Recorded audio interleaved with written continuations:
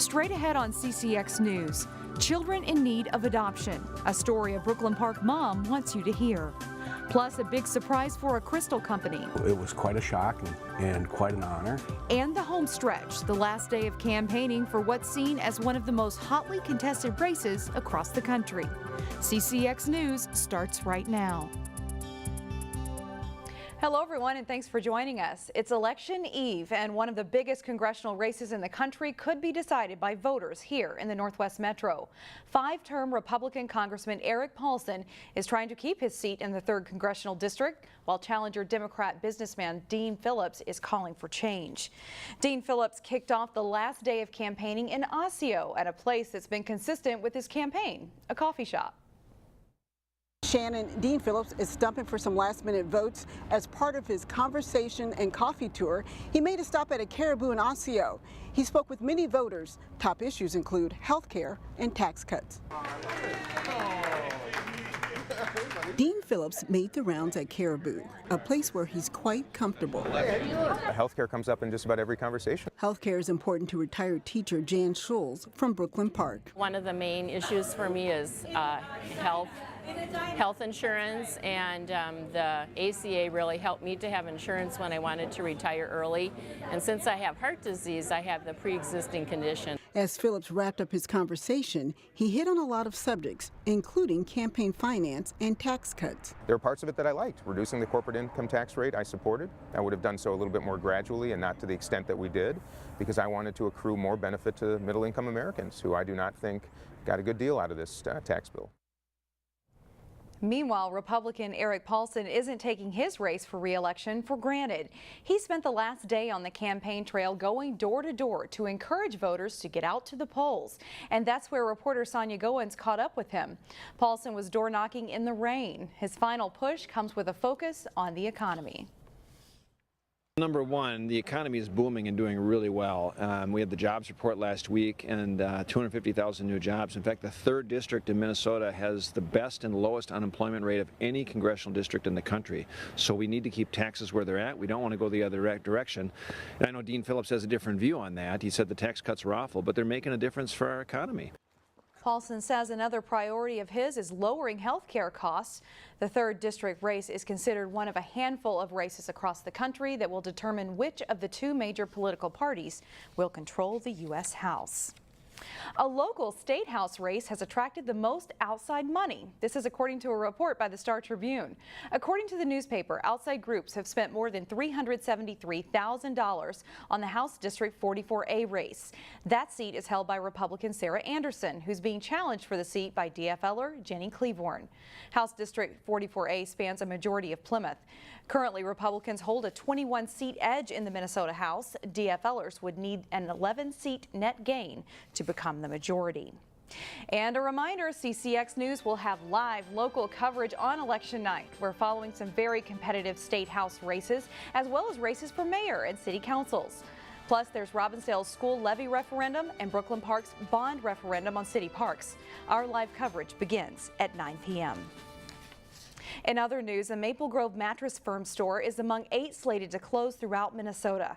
Mattress Firm is a specialty mattress retailer based out of Houston, Texas. The Maple Grove store is located near Best Buy in the Arbor Lake shopping area. The company filed for Chapter 11 bankruptcy last month.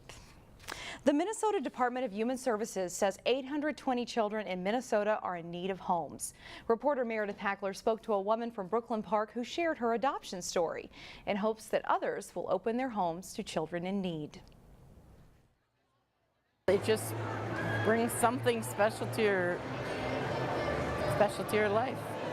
You know, it's the hardest thing, but the most joyful thing. Carol Ryan has been a foster mom for 20 years and has adopted 5 children out of the foster system. Our family might be different, but it's still they know they can count on each other and they can count on me. Dependability is what professionals say children need the most in an adoptive family. Well, there's so much that a child goes through when they enter the child protection system and they're in foster care. And the ability for a family to provide a stable, safe, and loving home that a child knows that they get to go to every day is so important for their well-being. On Sunday, families with adoptive children were able to connect at the 21st Annual Circus of Heart. The gathering allows families to bond with each other over their similar situation, while also providing resources for potential adopters. Anyone can be an adoptive parent. I think it's a myth to think that you have to be married or wealthy or a homeowner to be an adoptive parent.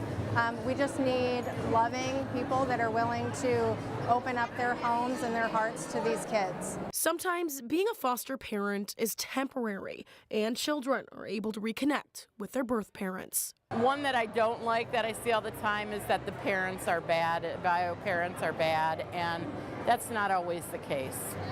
My 18-year-old just reconnected with his birth family, and it's been wonderful. Families come in all shapes and sizes. You might think adoption could set up an odd family dynamic, but that's not what the children have to say. I mean, the family I have right now is pretty normal for me. It's really not different. Our parents aren't fake, our siblings aren't fake. We're just the same family.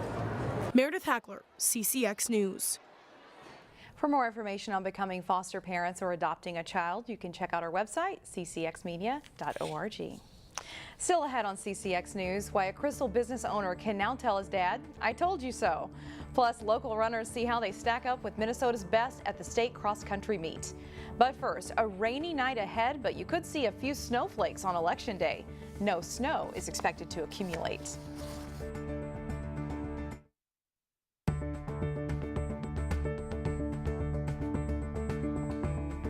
When it rains, it usually pours, and for homeowners, that can mean bad news and having a wet basement.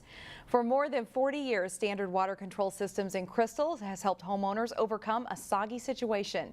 As Corey Bork reports in this week's Business Matters, the company learned some exciting news that will make those 40 years well worth it. Basement waterproofing is not an easy job.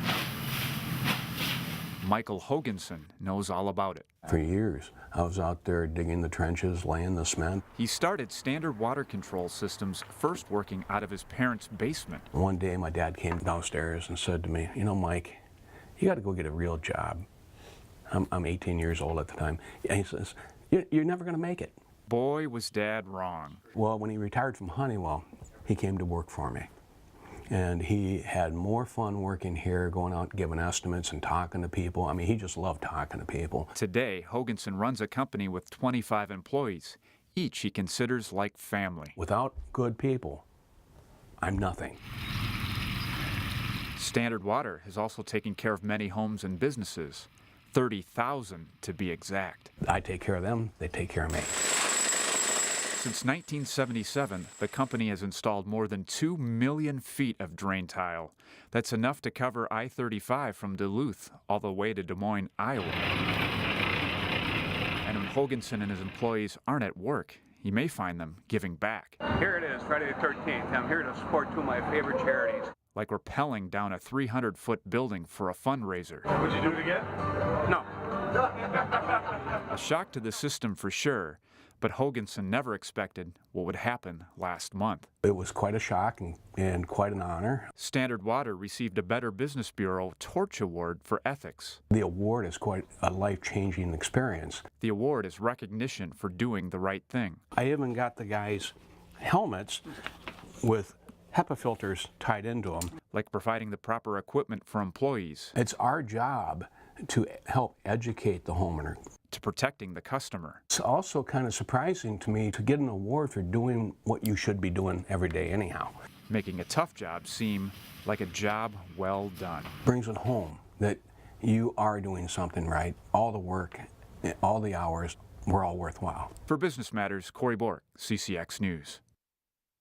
Hoganson realizes wet basements are tough on homeowners, but he says a common misconception among people with finished basements is that you have to rip the walls apart if you get water in your basement.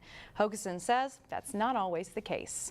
Standard Water is collecting new or gently used coats for the Justin Morneau Winter Coat Drive. The company's goal is to collect 3,000 coats for any age are needed, and you can drop them off at the company's front lobby at 5337 Lakeland Avenue. You can also drop off coats at the Robbinsdale, Crystal, or New Hope police departments, and last year they got so many. They did a good job. Up next, Brooklyn Center students get into the fun and excitement of Election Day. But first, there were some great games, but a tough night for local football teams in the playoffs. John Jacobson has a recap next in sports.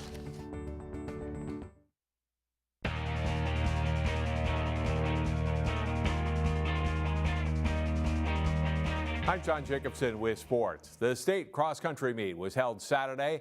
Wayzata's boys and girls teams were both ranked first in the state and looking to repeat as state team champions. The boys were up first in Class AA, and it's a great finish as Roseville's Acer Iverson outkicks Wayzata's Andrew Brandt. Iverson's time 15 minutes, 14.8 seconds. Brandt comes in just under a second later, and Wayzata finishes third as a team. Washburn's Emily Covert wins her second straight girls title. She sets a new state record with a time of 17 minutes, 3.4 seconds. Wayzata's Emma Atkinson and Farmington's Anna Fensky battle for third place. Fensky edges Atkinson by 0.02 of a second.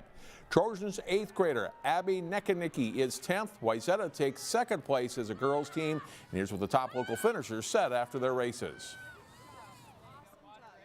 I think it was really close, especially with the top 4 guys. Usually it's maybe the top 1 and 2 are pretty close, but with that many guys up there, it's pretty special. I think the class of 2019, the seniors this year, it's a really good class. There's a lot of talent, so I'm especially happy with how I finished based on that. It's really exciting knowing that our whole team is going to be exactly the same. We're not going to be graduating any seniors this year on the top 7, so we're going to be probably about the same level of competition, but then we're also going to be even closer as friends, which will make it even more fun. It was a busy Friday of high school football. 5 local teams are looking to advance to the state playoffs, including 3 of them in Class 6A. Maple Grove on the road facing the top-ranked team in 6A, Lakeville North, third play from scrimmage. And it's Spencer Weary finding Tanner Skansen in the end zone, a 22-yard touchdown. The Crimson up 7-0 early. Trailing 14-7 in the fourth quarter. Nate Elms throws a nice ball to Colby Abed, who gets behind the defensive back and hauls it in for a 49-yard touchdown. The extra point is blocked, and it's 14-13. But on the very next play from scrimmage, it's Curtis Jr. taking the handoff and dashing up the middle from going 65 yards for a touchdown. That's it for the scoring as Lakeville North wins 21-13. Also, Wayzata traveled to Woodbury to face the Royals. Trojans with a big strike. Keaton Heide finds big tight end Nicholas Cower up downfield for a 47-yard touchdown. The Trojans grab a 7-6 lead. Second half, the big plays aren't done.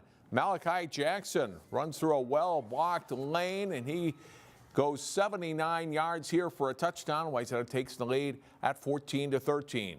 In the fourth quarter, Woodbury kicker Cade Keesley comes through with his third field goal, this one from 35 yards out. Woodbury goes in front 16-14. That's the final as they hold off the Trojans. At Champlin Park, the Rebels hosted Lakeville South, and it's a very high-scoring first half. Rebels QB Benedetto with a nice throw and a terrific catch, too, by Cato Seeley for an 18-yard Champlin Park touchdown. Final play from scrimmage in the first half. Otto with a great pass to Jace Miller in the back corner of the end zone. It's a 29-yard touchdown. Champlin Park takes a 28-27 lead into halftime. But the Cougars score 6 rushing touchdowns in the game. This one in the fourth quarter from Jared Stewart gives them a 9-point lead. Lakeville South wins it over the Rebels 43-34. At Cooper, the Hawks hosted Spring Lake Park in the Section 5 5A title game. Panthers take the opening kickoff and drive in for a score. Derek Bergman plows in for a 7-0 Panthers lead. Second half, the Hawks down 28-0 when Cooper makes a bid to get back in it. Trayshawn McMillan to Pedro Amuso for the touchdown late in the third quarter. Same combination works early in the fourth. Amuso comes back for the ball and scores again. Pull Cooper within 28-14, but it's not enough. Spring Lake Park wins it 28-14. Finally, Benilde St. Margaret's met top-seeded SMB at Blake in the Section 5 4A title game. Benilde's Isaiah Smith in for a touchdown. as they strike first in the first half. Jalen Suggs, though, passes to Caden Johnson. He'll break away from the defender and scores, and SMB's up 14-7. Fourth quarter of the Wolfpack leading 16-7. Smith fights his way to the end zone again for Benilde, cutting the deficit to 16-14. That's all for the scoring. Benilde loses this one to SMB. 16-14 is the final. So no local teams win Shannon in section finals. That's it for our football coverage. State volleyball, however, is this week. We'll have more on the Champlain Park Rebels Tuesday starting at 4 here on CCX News. Back to you. All right, thanks, John. Up next, we go to class. Brooklyn Center students get a very timely lesson on the candidates.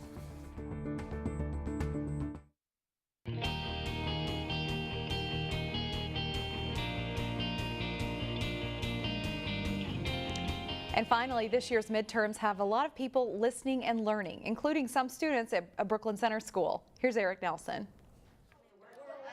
Their vote doesn't count yet, but they are already engaged in the political process. Yes, I'm very excited about it. 7th grade kids at Brooklyn Center Middle School had a unique assignment this fall. She believes in health care, good quality health care. They had to choose 2 candidates, one Democrat and one Republican, then research both and decide who they would vote for. We started with just the candidate's website, and then after they had done that, we talked about the pros and cons of getting your information just from the candidate themselves. The kids designed posters supporting their candidate. The artwork was colorful, creative, and in some cases had powerful messages. I went with her because she wants fair pay for Minnesotans, and she wants kids to have good education. This election lesson has most of the students energized for Tuesday's midterms. I think they do feel really informed. Besides being informed, they are involved, and they want to make sure those who can vote do vote. Yeah, I think parents should research on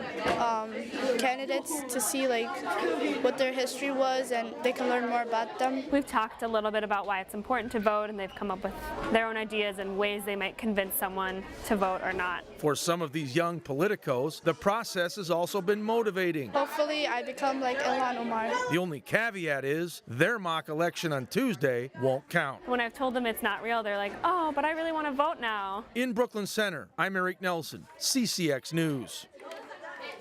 In case you're wondering, what are some of the students' top concerns? The environment and healthcare issues were ones that came up very often. And that's all the news we have for now. Thanks for joining us. Don't forget to get out and vote, and we will see you right back here again on Tuesday, Election Day, starting at 4 o'clock.